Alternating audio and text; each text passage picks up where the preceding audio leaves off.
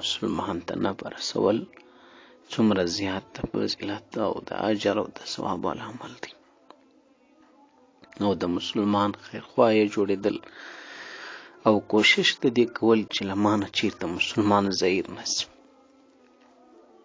دا څومره د فضیلت او د اجر عمل دی. علامه ابن حجر رحمه الله د خپل کتاب منبهات دغه په سر کې په اولنۍ بحث دا شروع کړي چې نبی کریم علیه السلام مبارک فرمایله قال خصلتان لا شیء افضل منهما، دوه خصلت دوه خویه داسې دي، دوه شیه چې د هغو نه هیڅ شی افضل نشي کېدلی. حاکم دوه شی دی، ایو الایمان بالله، په الله رب العزت باندې ایمان درلودل. ایمان هغه دولت دی که دا یوه زرم سي او ټوله دنیا د سرو زرو سي او تر اسمانه پورې هم ډکه سي، لا یې بدل او قیمت نسي جوړېدلی. خو د دې ایمان درک به بیا د مرګ وروسته په برزخي زندګي کې او دارنګه په اخروي زندګي کې لګیږي.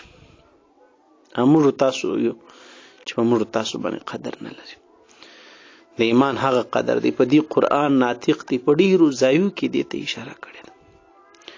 یو کافر به دې ته تیاری که ټوله د ځمکه د سرو زرو سي او تر اسمانه پورې هم ډکه سي او د هغه آل او اولاد او ټوله قریبانو بلکې ټوله دنیا د هغه کافر سره چې د جهنم څخه دی خلاصیږي په بدله کې ورکولو باندې دا برازي دا کافر چې دا هر څه ورکې قربانېږي، خو چې دی خلاص خو بیا به هم دا کافر نه خلاصیږي، ابدي ځای به جهنمي.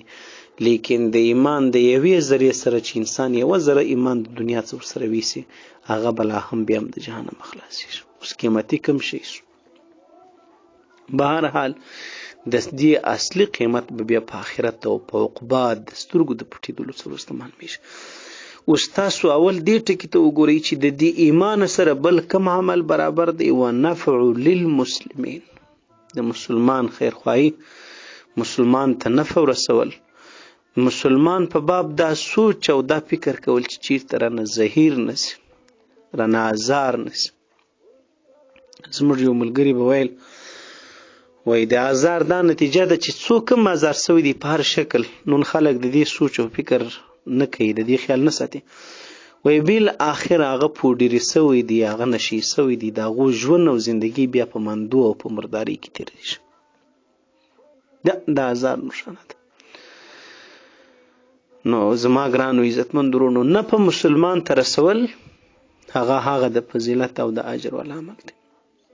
مسلمان پر مسلمان د دې حق لري چې ته نفع ورسې، ته خیرخواهی، نه د دې حق چې ته زیر کې، ته زړه ورته ازار کې، ته په ژړا کې، ته په خفګان کې. خلک وایي د ژوند او زندګۍ 3 اصول زده کړي بس نور کافي دي، بس ادب وي. هغه 3 اصول دا دي که چیرته ته یو څوک خفه کولی، بخښنه غواړم، خوشحاله کولی نسي نو خفه کوی مه. که چاته فایده نسي ورسولی نو نقصان نه مه ورسوه. که د یو چا تعریف نسي کولی نو بد یې مه بیانوه. بس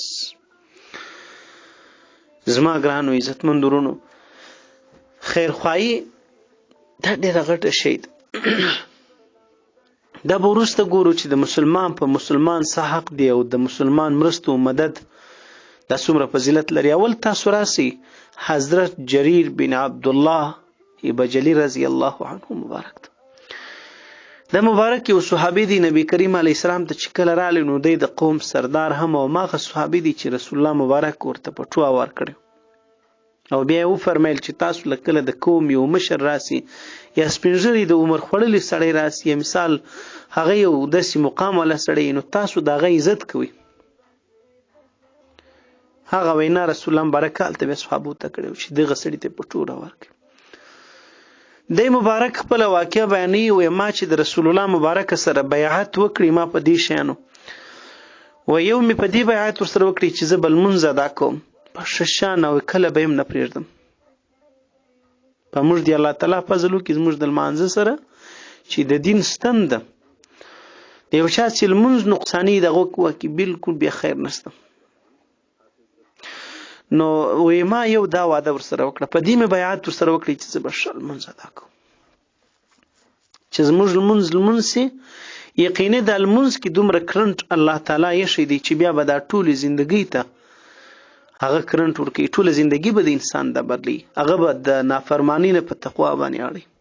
قرآن کې الله پاک د خپل دغه عبادت پاک کې فرمایي ان الصلاة تنهى عن الفحشاء والمنکر، بشک الله وی لمونځ انسان د بدو د بیکارو انسان راګرځي او ښه انسان د انسان جوړي. علما وایي که ته ګورې چې د یو چا ژوند ټول په یو ټکي کې ګورې چې ښه سړی دی که بد سړی دی، د همسایه‌توب دی یا نه دی، پر حلال او حرامو باندې فرق شته نشته، بس د هغه لمونځ ته پام وکړه.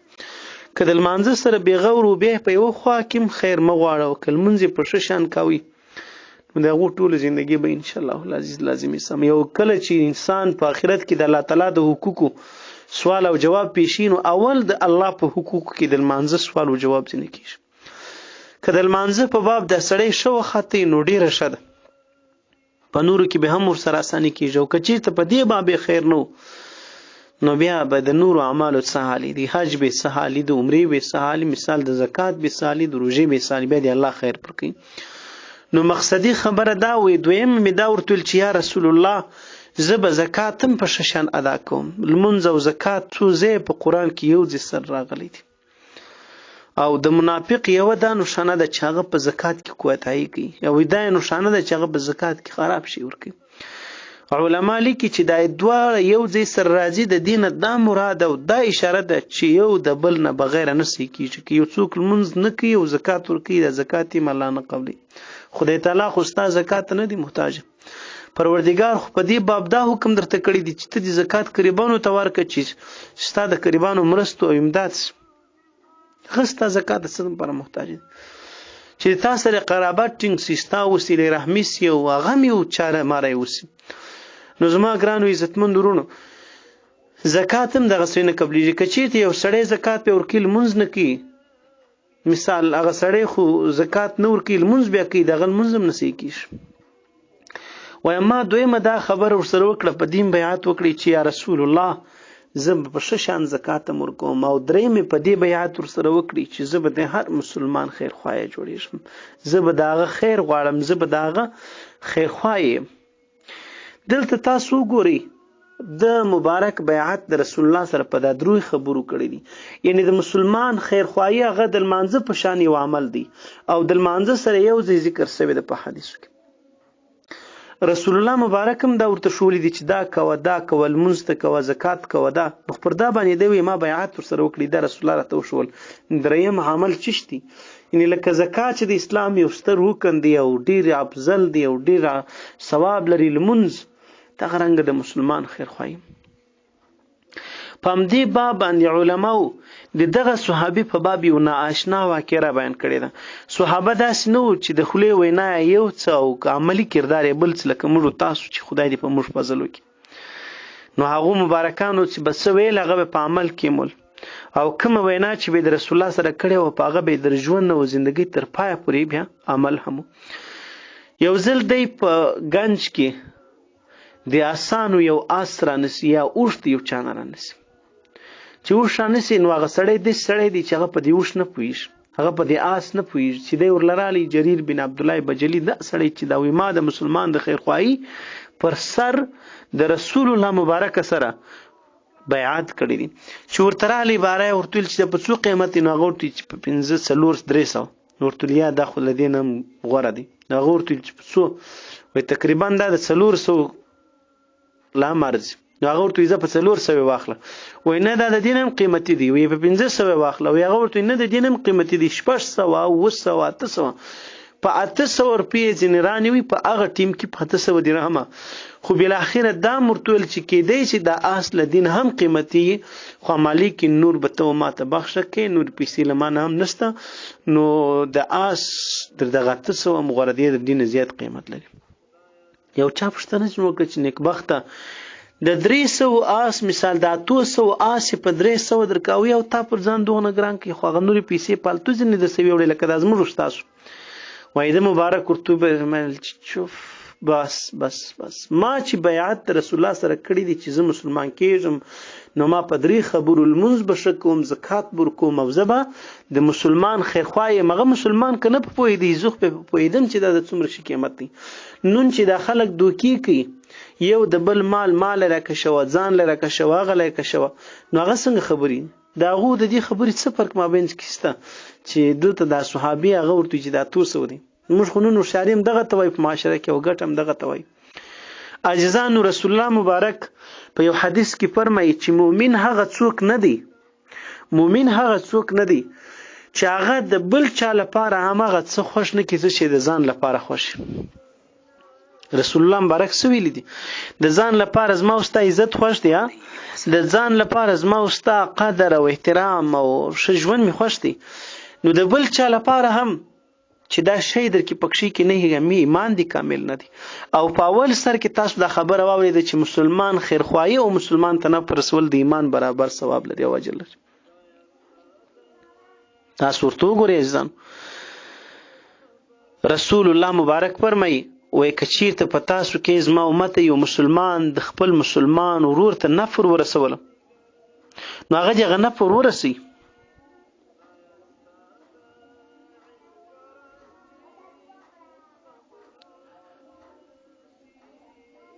که څه مدد د مسلمان کولی سي، څه کومک ورسره وکړه.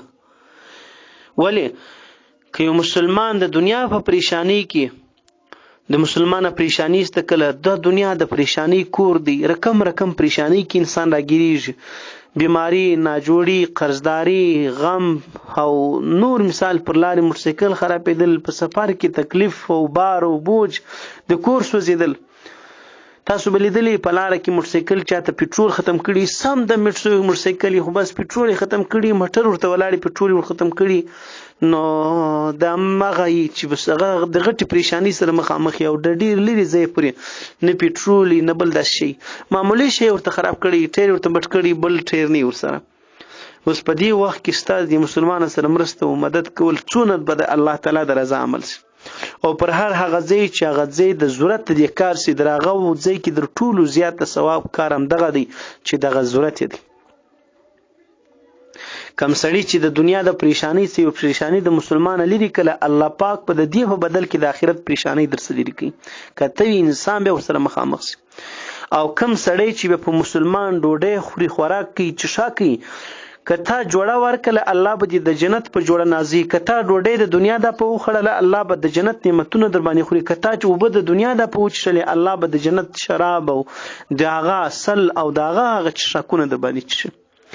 دغه هغه حدیث دی چې ابو داود او کتابونو را نقل کړی دی چې رسول الله مبارک فرمایي د قرض په ذریعہ باندې قرض مسلمان ته ورکول دا د مسلمان یو مدد یو خیرخواهي ده.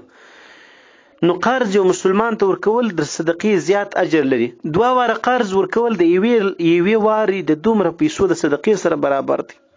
او کوم چا چې قرض و مسلمان ته پر وخت د ضرورت ورکي، نو دا په هغه مسلمانانو کې داخلي چې په ورځ د آخرت یې الله پاک اختیار ورکي چې زه د جنت ته کوم دروازو سره جنت داخليږي، او الله پاک په حورو کې اختیار ورکي چې کوم حوره د جنت ته غواړي. دا به څوک وي؟ دا به په هغه کسانو کې یو هغه سړی وي چې په پټه د یو مسلمان مرستو مدد کوي. نو زما ګرانو عزتمند ورونو،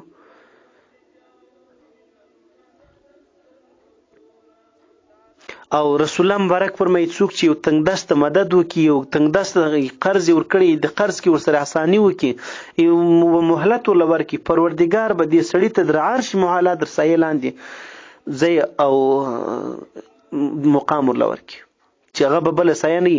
د مسلمان مظلوم مدد کول د حدیث شریف کې راځي، نبی کریم علیه السلام مبارک فرمایي چې د الله په ذات می قسمی، الله پاک وی چې زه به خامخا د ظالم څخه یا جر یا څه وروسته بدله ضرور اخلم، چې څوک هم ظلم کوي به بدلی نشي تللی، خامخا به ځین اخستل کیږي، خامخا به پر د سر باندې ډبره در راځي.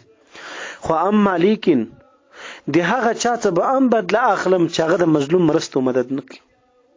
یو طرف ته د ظالم برخلاف درېدل که پر موږ تاسو لازم دي، دغه رقم د مظلوم مرستو مدد پر موږ تاسو لازم دي. د مظلوم مرسته دا کله فرض ګرځي، کله واجب ګرځي، کله مستحب. علما فرمایي نو چون کې دا ډیر اوږد بحث دی، الله تعالی دې وکړي چې په همدومره زموږ استاد سر خلاصوي چې وس مې ورسیږي. عزیزانو د یو مسلمان د هر مسلمان خیرخواه اوسیږي. تاسو به یوه واقعه اورېدلې یو صحابي دی رسول الله د جنت زیری ورکړي. صحابو ته فرمایي وګورئ د دې دروازې نه یو جنتي راځي. چې وګوري یو صحابي راغلی، بل ورځ بیا وویل، بل ورځ بیا، 3 ورځې ما بعده اخر ته یو صحابي وایي چې زه راځه زه ګورم چې دی کوم عمل کوي چې د الله رسول د جنت زیری ورکړي. چې ورسره ولاړې معمول زندګي لکه نور صحابو چې درلود هغه هم کوله، هغسې لمونځ، هغسې طاعت و عبادت ذکر. 3 شپه ما بعد عباره ورته ویل چې صاحب زه خو ستا سره د دغه مقصد لپاره راغلی یم، ستا سره په کور کې میلمه یم او تا نه پرېږدم چې کور ته راسه جلا شې. زه ستا سره د ورځې او د شپې در سره یم، ته کوم عمل کوې؟ هغه ورته ویل خاص عمل خو مې نشته، دغه دی چې ته څه تا کول امام کول. ول ښه. هغه ورته ویل دا صحابي نه روان شو.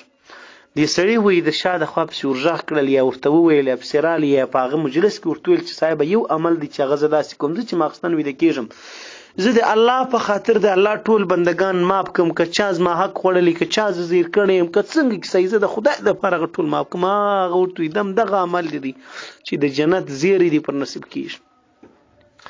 نبی کریم علیه الصلاة والسلام مبارک فرمایي زه تاسو ته یو شی در ونه ښیم چې در جهاد افضل وي، در روژې افضل وي، در حج افضل وي، در دې ټولو افضل وي. صحابه ورته فرمایي قربان یا رسول الله ولې نه؟ وایي د 2 مسلمانانو په مابینځ کې اصلاح جوړه روغه، نو چې د جوړه روغه دومره ثواب لري، نو اخر ته د دې به کم عذاب چې 2 مسلمانان سره جنګ یې، خاوند او ښځه سره جنګ یې، مثال ورور سره جلا کوي په استغفر الله. نو موږ خو نن پیدا چاته نشو رسولی، الټه مې نور په ټولنه کې، په دې کور کې، په کلي کې، په معاشره کې خرابۍ او فسادونه شروع کړي. نیکۍ خو مې نشته، خو ګناهو ته مې پیټې تړلې دي. څه کوو ګرانو عزتمندو؟